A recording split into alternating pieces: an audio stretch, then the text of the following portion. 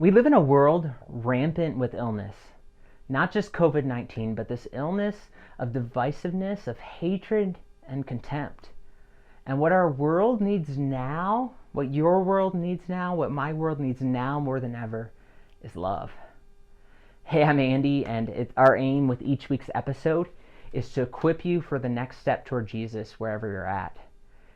The way of Jesus is the way of love. And as followers of Jesus, we are called to this different kind of love. It's vastly different in so many different ways. In fact, it may even be seen as backwards to those around us. In the Bible, in 1 Corinthians 13, Paul describes, he puts language around what this kind of love looks like that can change the world. And so each week we're going to unpack a different description that he gives us. Last week we saw how love is patient, how love suffers long, and if you want to suffer long through an 8-minute episode about that, if you missed it, you can actually catch that on our YouTube page. But then Paul says in verse 4, he says, love is kind. I want us to camp out here today. What comes to your mind when you think of kindness? For me, I know it's silly, but when I hear the word kind, I always think of like that phrase, be kind, please rewind. Some of you will have no clue what I'm talking about there. I guess you can Google it and consider yourself blessed for not having to suffer through having to rewind a VHS. Maybe you're thinking of billboards when it comes to kindness, about that pass it on kind of thing. How does kindness play out? And how does it play out with love attached to it? Kenneth Chafin, I love how he describes how love is kind. He says this. He says, it is not merely passive. It is actively engaged in doing good to others. It's the picture of a person who spontaneously seeks the good for others and shows it with friendly acts. So how could we define love as kind? Maybe we could put it this way. Love is kind means actively doing and seeking good for others.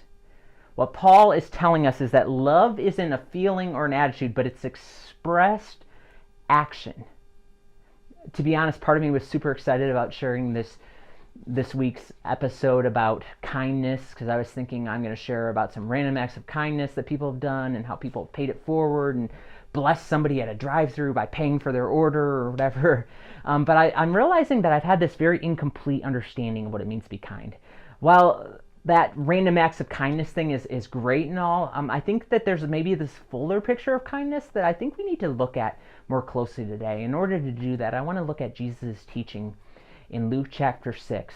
He teaches about love in this particular passage, but we're going to be doing something different in reading it, though, today. I'm actually going to read it backwards. Well, sort of backwards. Now, why am I doing that? Well, I told you, this is a backwards kind of love. Actually, that's not really the reason. Actually, I think, to borrow Simon Sinek's term of starting with the why, I think it's important. If we start with the why, then we'll know what to do.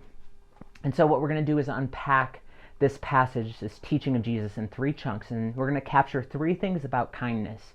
The first thing being the why, the second, the who of kindness, and the third thing, the when. Let's start with the why. Let's start off at the end of this section of teaching. In verse 35, Jesus says here, "But love your enemies, do good to them, and lend to them without expecting to get anything back. Then your reward will be great, and you will be children of the Most High, because he is kind to the ungrateful and wicked. Be merciful, just as your Father is merciful." Notice what Jesus is saying here. When you love others, you will be children of the Most High. What Jesus is getting at is that you will look a lot like God in the world around you. How is God described here in this passage? Let's catch it again in the latter part of verse 35. It says, because God is kind to the ungrateful and the wicked. Think about that for a moment. God constantly is showing his kindness to us. He's always making the first move. In Romans chapter 2, verse 4, Paul reminds us that God's kindness leads us to repentance. In other words, God always makes this first move of doing some kind thing for us that we don't deserve. And because of that, we respond in changing our lives. In Romans chapter 5, verse 8, Paul says, "But God demonstrates his love for us in this: while we were still sinners, Christ died for us." He made that first move. Verse 10 says that even while we were God's enemies, we were reconciled to him through the death of his Son. You see, the very nature of God is kindness. It's a God who is continually going out of his way to actively do good for people. So why are we to be kind? Because we need to be like Jesus. I like what John says in 1 John chapter 4, 16 and 17. It says, God is love, and all who live in love live in God, and God lives in them. And as we live in God, our love grows more perfect, so that we will not be afraid on the day of judgment, but we can face him with confidence because, catch this, we live like Jesus here in this world. You and I have the privilege of being Jesus in this world, of being of his hands and feet. And we are kind because God is kind. And we want to be like Jesus. Let's continue to move backwards in the passage. We already looked at the why because we want to be like Jesus, but the who of kindness. Who do we need to show kindness to? I think about the way that conventional kindness is shown in our world. You know, you do good for those that you care about or those that you feel sorry for. We ask the question, are they having a bad day? Well, do something kind for them. Do you love them? Then do something kind. Or maybe we even think about we do something kind with the expectation that they're going to return the favor, you know, or pass it on.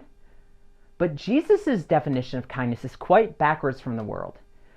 Look what Jesus says in verse 32. He says, if you love those who love you, what credit is that to you? Even sinners love those who love them. And if you do good to those who are good to you, what credit is that to you? Even sinners do that. And if you lend to those from whom you expect repayment, what credit is that to you? Even sinners lend to sinners, expecting to be repaid in full. Did you catch what Jesus is saying here? He says even people who don't know God know how to show kindness toward those who love them or return the favor. You know, even criminals know how to do that, right? But who are we to be kind to? Let's answer this who question. Who are we to be kind to? Everyone. Everyone. In order to be like Jesus, we need to show this backwards kind of love to everyone. This is unconditional. In other words, that means there's no terms or conditions, there's no exceptions, there's no strings attached to it. I like how Gordon Fee points out here that Jesus in this passage is actually kind of saying that you're to treat everyone as though you would treat your family and friends. You know, those who you would loan things to, give them things to, treat with love and respect. Even those that you don't like, those are the people that you're to show this kind of kindness to. And maybe for some of you, you went out of your way to do good to somebody, but they didn't say thank you to you, or they didn't return the favor. But if you're going to be like Jesus, your love is to be kind. Remember, Jesus says that God showed kindness to the ungrateful and the wicked. I want us to pause here for a moment. There's a couple questions for us to consider. Who is it easy to show kindness to? Who is it easy to show kindness to? Then I want us to think on the other hand, who is on your list of exceptions when it comes to kindness? See, maybe you've made this list of those who don't qualify for you doing anything good for them. Maybe it's a mental list, or maybe it's a list like that creepy guy in Billy Madison. But whatever the point is, maybe you've kind of said, nope, I'm not doing anything good for them. In fact, I don't even want anything good to happen to them. Who are we to show kindness to? Everyone. Let's look at the third thing, the when of kindness. When are we to show kindness?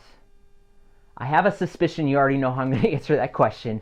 But let's go backwards in Jesus' teaching and look at a few scenarios that Jesus points out. And I want to warn you, some of you are going to resist this passage here. You're going to kind of dismiss it and say Jesus is just being crazy here, or he's being hyperbolic or whatever. But look what Jesus says in verse 27. He says, but to you who are listening, I say, love your enemies, do good to those who hate you, bless those who curse you, pray for those who mistreat you. If someone slaps you on one cheek, turn to them the other also. If someone takes your coat, do not withhold your shirt from them. Give to everyone who asks you, and if anyone takes what belongs to you, do not demand it back. Do to others as you would have them do to you. This is absolutely backwards for sure. Notice what he says. Love your enemies. Do good. When? When they hate you. Okay, thanks Jesus, that sounds great. Bless those in your life. When? Bless when you've been cursed. When you've been slapped on one cheek, turn to them the other cheek. You know, when somebody takes your coat, say, hey, you forgot something. Here's my shirt. You know, It's kind of crazy. When somebody asks you for something, give it to them. And don't expect them to return it. Jesus is saying here, when are you to be kind? All the time you're to be kind. He answers the when question, all the time. But maybe we could add this to it. Be kind all the time, but even when you don't feel like it. Because Jesus reminds us, just like Paul does, that love isn't a feeling, it's not a choice. But it's actively doing and seeking good for others. Jesus doesn't say you're going to really enjoy it when somebody slaps you on the cheek. But he does say, show kindness anyways, even when you don't feel like it. So why do we show kindness? We show kindness. We live out this kind of love because we want to be like Jesus. And then the question, who do we show it to? We show it to everyone. And then lastly, when do we show kindness? We show kindness all the time, even when we don't feel like it. Would you pray with me? Dear God, this is a really, really difficult message here. And this is super difficult for us because it's super easy for us to love and show kindness to people who will repay it, or who we care about, or who we feel sorry for. But Jesus, you're calling us to this totally backwards kind of love. And you're taking it to a whole different level. And so I pray that you would, first of all, show us, remind us of the kindness that you have shown to us, how you have been kind to us even when we were ungrateful and wicked, how you made that first move. And God, help us to be like your children in this world, that we would be those who show love, who show kindness, who are actively doing and showing good for those around us. And God, give us the strength as your children to do this. Help us, empower us to be kind to everyone we meet, no exceptions, Lord. Empower us with your strength as your children to do good all the time, even when we don't feel like it. We ask for your strength and your help, Holy Spirit, to do this very thing. It's in your name we pray, Jesus. Amen. Thanks so much for connecting with us here. I would love to hear about if there's a way that I can pray for you. Maybe you're struggling in this area of kindness, or there's maybe a person or persons on your list and you just need some prayer about that. I would love to pray for you. You can send me an email, andy@fayette.church, and I'll take the time to pray for you. Nobody else will see that, but I just appreciate the time that you take to connect with us. My prayer for you this week is that you would take that next step toward actively showing love and goodness to those around you, and that you would take that next step.